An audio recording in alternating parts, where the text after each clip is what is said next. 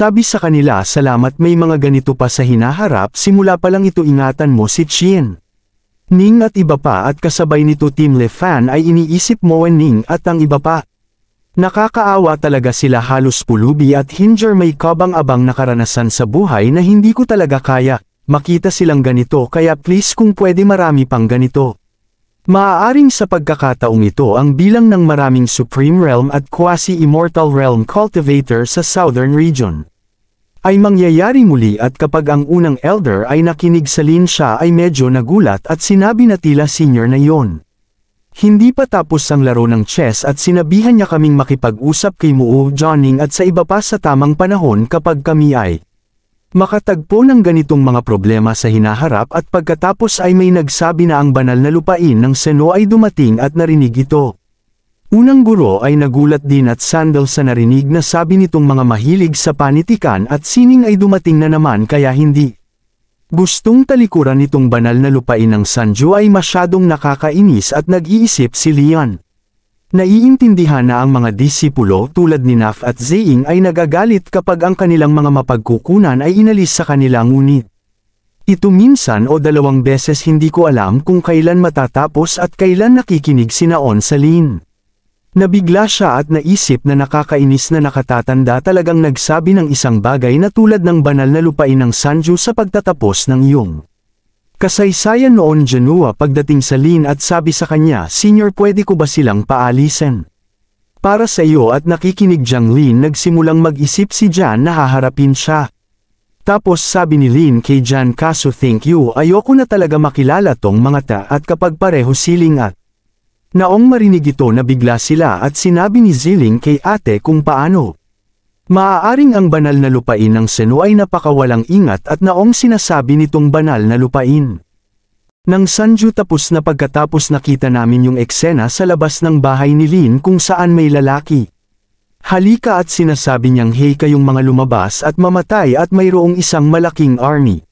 Sa likod ng lalaking iyon at sa sandaling iyon ay parehong dumating ang mga master sa lugar na iyon at ang sabi ng pangalawang master sa lalaking iyon ay ang isang tulad mo ay karapat-dapat na ipatawag tayong dalawa. Ang paglilinang ay nagpapaluhod sa iyo at nagpapalimos sa iyong mga kasalanan at baka mailigtas mo pa iyong banal na lupain at nang makita silang dalawa ng lalaki ay sinabi niya sa kanila na hindi pala si Ling Chao at yan ang dalawang kapwa palabunutan. Nagkita kayo ng matagal na panahon kayong dalawa twist meron ba kayong dalawa? Gawin sa mga vandals na puminsala sa aking banal na lupain o marahil ay narito ka para hanapin ang immortal artifacts ng mga ninuno ng iyong banal na lupain at pagkatapos makinig sa taong iyon ang unang guro ay nagsabi sa kanya ng walang kaparkan na immortal artifact na kagawa ka ng karumal-dumal na kasalanan matigas ang ulo mo Chang Son. Sandalan si Ching kung hinahangad mong sakupin ang walang kamatayang artifact o balak mong mapunta sa immortal na ascension platform ngunit ikaw. Hindi dapat ginawang dahilan ang senior na iyon at ngayon ay pinagsasabihan mo pa ng masama ang senior na iyon saka huwag mo kaming sisihin kung kami sirain ang iyong banal na lupain at kapag nabalitaan ng lalaking iyon ang tungkol sa isang senor sa tingin niya ay pareho nilang tinatawag itong senior maaaring naroon. Ay mga matandang undead na halimaw sa katimugang rehiyon pagkatapos ay isinaaktibo ng lalaki ang kanyang kapangyarihan at galit na sinabing gusto mong sirain ang aking sanyong Holy Land ikaw din ano ang gagamitin mo para gawin ito magiging immortal ako no? Isa sa Shannon Realm na ito ay maaaring talunin ako at pagkatapos makinig sa kanya ang unang guro ay nagsabi na hindi nakakagulat na kinuha mo ang problemang darating mula sa banal na lupain ng Sanjo. Lumalabas na ikaw ay halos isang immortal at nasa desperadong pangangailangan ng pagnakawan at panulat na iyon tapos ngayon pareho din silang naghahanda para lumaban. Ang lalaking yun at ang unang guro ay nagsabi sa kanya ng paumanhin na ngayon lang ako nakalusot sa Quasi-Immortal Realm at pagkarinig nito ay sinabi ng lalaki sa kanila kung paano kayong dalawa ay parang immortal siguradong ako ang pinakamalakas sa kanila. Lahat ng mga banal na master sa mundo at ang unang master at pangalawang master ay nagsasabi sa kanya salamat sa tulong ng mga iyon. Mga nakatatanda ay madali tayong nakapasok sa Quasi-Immortal Realm alam mo ba na ang dalawang babaeng iyon ay sina Niyong at Zane. Tinanggap bilang mga alagad ng nakatatanda na ito ay isang kapalaran na napaka-immortal na kahit na dapat nating tapusin ito gayon pa man ginawa mo. Ang kabaligtaran ng paglalagay sa dalawang pangakong mga alagad bilang mga taksil ay ang pagpapakita ng walang paggalang sa nakatatanda sa banal na lupain ng mawawasak si Sanjo at pagkatapos makinig sa kanilang dalawa ang lalaki ay nagsimulang magalit at nagsimulang isipin na ako ay planuhin ang buong buhay ko paano ko matatanggap ang isang pagkawala pagkatapos ay naghahanda ang lalaki na salakayin ang mga taong iyon at ihahanda ang isa sa kanya. Pag-atake at sabihin sa kanila na hindi ako makapaniwala ngayon na papatayin ng isang Diyos ang isang Diyos na gagawin ni Buddha. Patayin mo si Buddha kahit na kayong dalawa ay immortal hindi mo ako mapipigilan at ang liwanag ay nagiging napakaliwanag doon dahil sa kung saan pareho silang walang makita at ang lalaki ay umuusad upang umatake ngunit bigla. May pumupunta sa lugar na iyon at sa isang hampas lang ay itinapon niya ang lalaki sa malayo at dumating na si Django sa lugar na iyon at sinabi niya sa lalaki patayin na lang ang mga ganito ng diretso bakit mag-abala sa paggawa. Sabi ni Foss Sr. na itong Holy Land ay hindi na kailangang umiral sa mundong ito at kapag nalaman ng lalaki na ang isang walang kamatayan ay dumating sa lugar na ito siya ay nabigla at nagsimulang mag-isip ikaw din ba? Gustong kumilos ayon sa kagustuhan ng mga nakatatanda kung ano talaga ang nangyari noon. Nagsisimulang mangyari ang malalaking pagsabog sa lugar na iyon at iniisip ng lalaki na hindi. Ang banal na lupain ng Sanjo ay hindi magwawakas ng ganoon lang. Hindi ko nais na maging makasalanan sa banal na lupain ng Sanjo at ngayon ang tao ay nagsimulang bumuo ng isang porma sayon gamit ang kanyang dugo at sinabi ang ikasyam na henerasyon ng banal na guro ng Seno Holy Land. Si Chang anak na nakahilig ay nagmakaawa sa mga ninuno na bumaba at protektahan ang banal na lupain ng Seno. At sa sandaling yon ay isang napakaliwanag na liwanag ang dumating sa gilid na yon at may lumabas sa liwanag at iyon ay si Immortal Sanjo at sabi niya pagkatapos ng ilang taon ng ascension ay ang legacy na natitira sa lower realms ay pupuksain ng mga tao at kapag ang lalaking yon nakita niya si Immortal Sanjo natuwa siya at binati iyon ng lahat ng mga sundalo. Immortal pagkatapos ay sinabi ni Janga kay Immortal Sanjo sa kasong ito na walang saysay na magkaroon. Ang orihinal na katawan ay dumating pabayaan ang pagkakaroon lamang ng isang clone na sinasabi ng isang walang kamatayang Sanja. Siya hindi ko inaasahan na libu-libong taon pagkatapos kong tumuntong sa ang Immortal Realm ay may iba pang nakamit. Immortality kaya hindi ako masyadong nag-iisa pero bakit gusto mong patayin silang lahat? Orihinal na gusto kong iwan ang dalawang immortal artifact sa Shinon Realm para sa mga susunod na henerasyon ngunit hindi ko gusto na magdulot ng ganitong malaking sakuna. Gusto kong malaman kung ano ang pinanggalingan ng taong nasa likod mo at sinabihan siya ni Janga na ikaw at ako ay hindi kwalipikadong magtanungan. Immortal Sandra tumatawa at sinabing haha ang original. Ang katawan ay maaaring ituring na tumatagos sa kalangitan sa ang Immortal Realm kahit na isang makapangyarihang tao mula sa ang Immortal Realm. Bumaba sa Earth maaaring wala siyang mga kwalipikasyon na magsalita sa paraang isang walang kamatayang san ikaw ay mausisa at sabi sa kanya nagtataka ako kung sino ang taong yon at pagkarinig nito ay nakuha ng unang guro. Galit at sinabing ang lakas ng loob mong mag-spy Senior Miss Django please pigilan siya. Ngunit sinabi ni Janga sa kanila na hindi na kailangan kung ginusto ng nakatatanda na siya ay namatay na. Sa oras na nakita niya siya huwag kalimutan ang dalawang alagad ni Senior Lee sa isang kahulugan ay may kaunti ng isang koneksyon sa Seno banal na lupain pati na rin pagkatapos ng ilang oras na ang Immortal Seno. Malapit sa bahay ni P at tumingin sa kaligrapya na nakasulat sa dingding at iniisip kung paano ito maaaring isipin at matuto ng hakbang-hakbang at patuloy ang landas ito ang tiyak na misteryo. Nang pagpasok sa Toa at ang Immortal Sanji na yon ay medyo nagulat at nagsimulang tumulo ang pawis mula sa kanyang noo pagkatapos namin.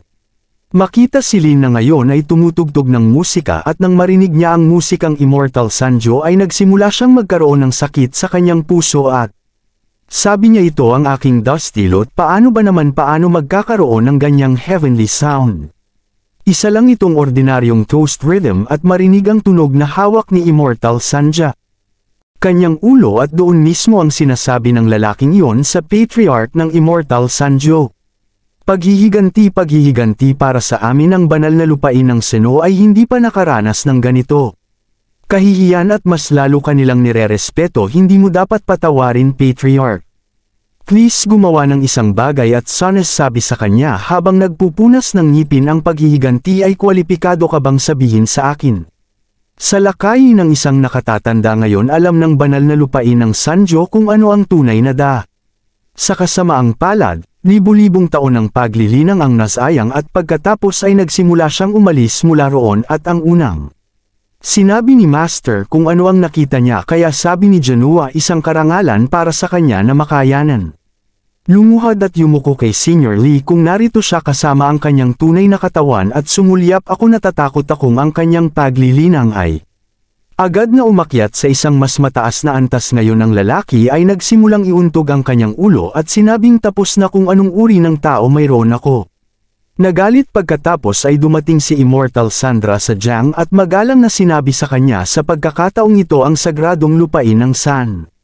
Offended Senior, pwede mo bang tanungin si Senior kung ano ang dapat kong gawin para maging lalaki sa akin seno sagradong lupa at sinabi yon ni Jiang. Sinabi ng nakatatanda ng Immortal Sanju na hindi na gustong makita ng Senior ang banal na lupain ng Sanju at pagkatapos marinig niya ito. Sabi kay Immortal Sanju, ngayon ikaw ay nasa malaking problema, walang paraan na gagawin ko ito sa iyo. May pagkakataon pang muling magkatawang tao, ito ang huling pabor ko sa iyo, isang walang kamatayang Sandra na naghahanda ng kanyang pag-atake para patayin ang lahat. Ang mga lalaking iyon at sabi ni Immortal Sones sa lalaking iyon nagsimula ang lahat dahil sa iyong kasakiman na ang isang piano stroke ay sinadya upang iligtas para sa kapalaran, ngunit hindi mo alam ang mas masama at dinala mo ang buong banal na lupain ng Sanju sa landas na ito. Nang pagkasira ikaw na isang walang kamatayan ay hindi maaaring muling magkatawang tao ng isang walang kamatayang pinapatay ni Sanji. Ang lalaking yun doon pagkatapos ay pumunta siya sa Django at sinabi sa kanya na mangyaring sabihin kay Zeng at Nanfong na mula ngayon hanggat handa silang maging Panginoon ng banal na lupain ng Sandra at pagkatapos makinig sa kanya ay sinabi ni Janga oo at ngayon.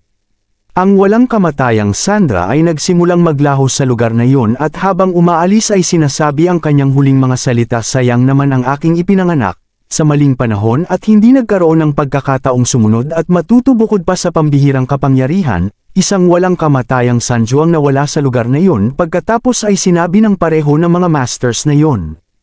Ang Senior ay hindi pa nagpakita bago sa mundo at ang buong mundo ay binago niya ang banal na lupain ng Seno.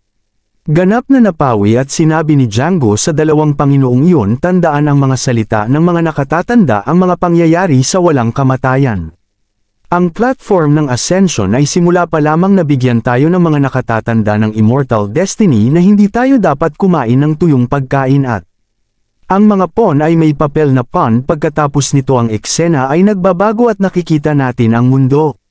Puno at ilang tao ang lumapit sa puno ng mundong iyon na nakasuot ng itim na hoodies. At sinabi ng isa sa mga lalaki na ang World Tree sa mundo ay nakaugat sa Southern Domains. Ang World Tree ay tiyak maalog ayon sa oras na malapit na nating gawin ito at isa pa. Sabi ng tao, kung sabay tayong umatake at sisirain ang mga pundasyon ng bawat domain ay lilito ang puno ng mundo sa ibabaw nito.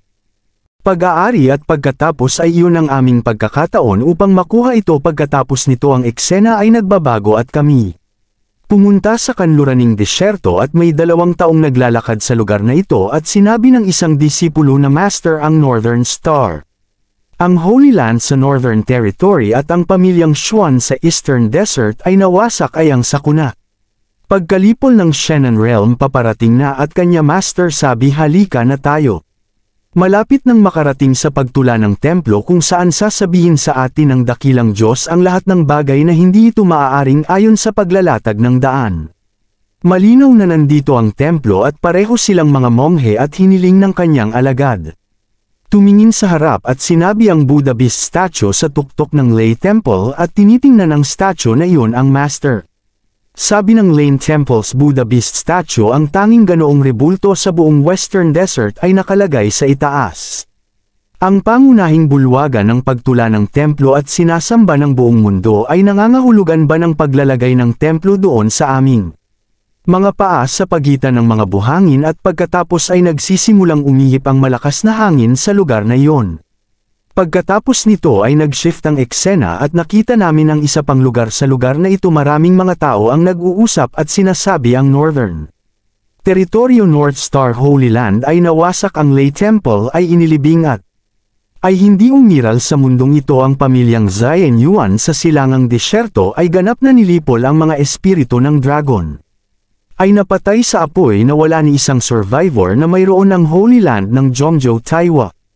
Naglaho sa kaharian ng Shannon na nag-iiwan lamang ng isang baog na lupang kapwa DS. Ito o hindi inaasahan na magkakatotoo ang mga sinabi ni Senior Le sa sobrang bilis ni Street Mokhen at ang iba ay dumating na at parehong nagtagal at ang mga babae ay dumating sa lugar na iyon at parehong bumati sa Master at sabi ni Linger sa pangalawang Panginoon na nasa Empire tayo at nakarinig ng ilang balita. Higit sa 4 na damba na daw ang nabura at sabi ng pangalawang Master 12 na maging eksakto sa kabuuan, Shannon Realm mayroong hindi hihigit sa 20 Holy Land level powers at ngayon ay halos kalahati ng mga ito ay nabura at nagtagal. Sabi ng isang maliit na bigo, hindi ko akalain na balang araw ang Shannon kahaharapin ng kaharian ang gayong sakuna. Ang ating katimugang rehiyon ay maaaring ang tanging banal na lupain sa buong 2 banal dito lamang. Para tanungin kung may mga tagubilin si Senior Lee at pati ang unang Master ay nagsabi ng oo. Ito ay dahil sa Senior Lee na ang katimugang rehiyon ay napakaligtas na ngayon marahil ang Senior Lee lamang ang maaaring iligtas ang buong kaharian ng Shannon at sa sandaling magtagal ang mga babae sa pakikinig sa 2 Panginoong iyon ay pareho silang nagulat at sabi ng babae sa kanila bagamat hindi nagtuturo sa Senior na dapat siguro mag-imbita ng mga magsasaka mula sa ibang mga lupon na pumunta at sumilong kung hindi man mamamatay silang lahat. Pagkatapos Linger says support ko yung suggestion ni Zioning baka hindi matalino na buksan ang katimugang rehiyon upang magbigay ng kanlungan para sa mga magsasaka sa buong mundo, ngunit ito ay isang gawa ng katarungan at gawa ng kabaitan. Saka naniniwala ako na ang dahilan kung bakit tayo ay pinapabura ng mga matatanda ay maaaring dahil sa kabaitan ni Ching at pagkatapos makinig sa kanilang dalawa ay sabi ng pangalawang Master, tama ang 2 santo, dapat hindi na natin isinara ang gate. At sinabi rin ng unang guro na ang ating 2 banal na lupain ay agad na magkaisa upang magpadala ng mensahe sa labas ng mundo na nagsasabi kanila na ang katimugang rehiyon ay ang tanging banal na lupain. Sila ay malugod na tinatanggap na pumunta sa katimugang rehiyon para sa kanlungan at muli ang eksena ay lumipat at nakita namin ang mundo TR3 na mukhang malapit ng mamatay at sa lugar na iyon may mga nakaitim na hoodies at kabilang sa kanila ang isang lalaki ay nagtanong kung ano ba talaga ang nangyayari, bakit hindi pa rin kami makahakbang. Pagkatapos ay ipinaliwanag ng isa sa mga lalaki na nabura namin ang higit sa kalahati ng mga nagsasaka sa antas ng kataas-taasang antas sa Shannon kaharian at kung saan nakaugat ang puno ng daigdig ay dapat nabalot na ito ng dugo. Sa ilalim ng gayong mga kalagayan ang puno ng daigdig ay hindi maaaring manatiling hindi nasaktan ito. Tila ang puno ng mundo sa mundong ito ay medyo matigas at maaaring kailanganin natin itong puksain sa lalong madaling panahon, ngunit ang ibang tao sabi ng hindi ang puno ng mundo na ito ay nasa immortal na antas lamang, dapat may mali. Onzang antong hininga si Zion, bakit hindi pa siya bumabalik, may mali ba sa southern region? Ngunit pagkatapos isa pang lalaki ang pumunta sa lugar na iyon at sinabing masama ito, patay na si Zishin. At ang lalaki nagtatanong sa kaharian ng Shannon, ang mga immortal ay hindi magagapi kung hindi tayo banggitin ng totoo. Immortals knowing kung ano ang nangyayari dito, kaya sinabi ng tao na natagpuan ko ang lupa na natatakpan sa dugo ni Zhang Zhen sa immortal na ascension platform sa katimugang rehiyon kung saan hinuhusgahan. Mula dito siya ay pinutol off mula sa buhay at ang kanyang kaluluwa ay namatay. At marinig ito ang isa pang tao ay nagsabi ng tanging nakatagong panganib ng pagpatay sa ang yugto ng immortal ay matutukoy ng ang immortal domain, ang pagkakaroon ng immortal na domain. Ayon sa walang kamatayang guru na sira natin ang 12 immortal realms, hindi maiiwasan na hindi tayo ma-target sa pamamagitan ng immortal na domain, kaya dapat tayong huminto at scout. Ang mga langgam sa rehiyong ito ay tila tumatakas patungo sa timog. Rehiyon mas madali para sa amin na magtipon luming kumuha ng dalawa sa iyong mga tauhan at patayin ang mga langgam na ito makipag-ugnayan sa ibang master at nagtanong sa kanya na i-check kung ano ang nangyari sa The Immortal Realm at sa wakas ay nakita namin ng maayos ang mukha ng isang lalaki at sinabi niya ito. Mundo ay tila medyo kawili-wili pagkatapos nito ang eksena ay lumipat sa sandalan at pareho. Nagtagal at ang mga babae ay dumating sa lugar na iyon at nagtagal ay bumati sa Lin at sabi ni Senior. Sa nakalipas na buwan sa kanlurang disyerto hilagang rehiyon at silangang disyerto ay nagkaroon ng mga natural na sakuna at marami. Ang mga tao ay namatay at ang pakikinig sa Linger Lin ay pag-iisip at natural na kalamidad-an. Nangyari lang ang lindol sa Sle Mountain at may nangyari sa ibang lugar sa Shannon Realm na ito Shannon Realm. Tinamaan talaga ng disaster tapos sabi nung babae na sandalan si Seni or Li Qianning. Iminungkahi na sina Elder Ling Cha at Yan Yang ay tumanggap ng mga refugee mula sa lahat ng rehiyon at sumilong sa katimugang rehiyon. Di Daning gumawa ng mali at Lin na nakangiting sabi sa mga babae syempre. Walang masama manatiling mabuti gumawa ng mabuti walang mali meron ka mabuting puso buti na lang magligtas ng buhay pero limitado ang lakas mo kaya. Huwag mong ipilit ang sarili mo at pagkatapos ay makakatanggap si Leon ng notification sa pamamagitan ng system at sa notification na iyon. Ay nakasulat na kumuha ng 10 disipulo at turuan sila ng iba't ibang kasanayan upang matulungan silang maghanap buhay sa magulong mundong ito at pagkatapos. Ang pagbabasa ng notification na iyon ay iniisip ni Lin na tumatanggap na naman ito ng mga estudyante. Tinatayang ang natural na sakuna na ito ay seryosong usapang ang sistema ay humihiling sa akin na tumulong sa mas maraming tao ngunit nagtuturo 10, mga alagad na may iba't ibang kasanayan tinuruan ko ang ilan sa kanila ay nagnakawan ng chess calligraphy at hindi masama ang pagpipinta may mga taong bumibili sa kanila ngunit paano naman ang iba pang mga kasanayan. Postpartum sorry lumalagong hybrid na gulay ang 14 na iron hammer method no. Isang gustong matuto nito ang pagkuha ng 10 disipulo ay malaking bagay na tama ako. Ay may limitadong mga mapagkukunan sa maliit na mountain village na ito ngunit si Hinger at ang iba ay may mga pakikipag-ugnayan sa maraming tao. Sa labas para makahingi ako ng tulong sa kanila wala sa puso nila na kasama ko si Master. Pambihirang mga kasanayan ako ay dapat na mas nakalaan at ipakita ang estilo tulad ng isang tunay na master at nagtatagal ay humihingi ng lefan. Senior may magagawa ba ako sa'yo senior bakit ganyan ka makatingin sa akin at nakangiting sabi ni Lin. Linger sa palagay ko at ang pagdinig na ito ay tumatagal na mumula at nagsasabing gagawin ko ang lahat tanong mo at sinabi ni Lin sa kanya ng maayos.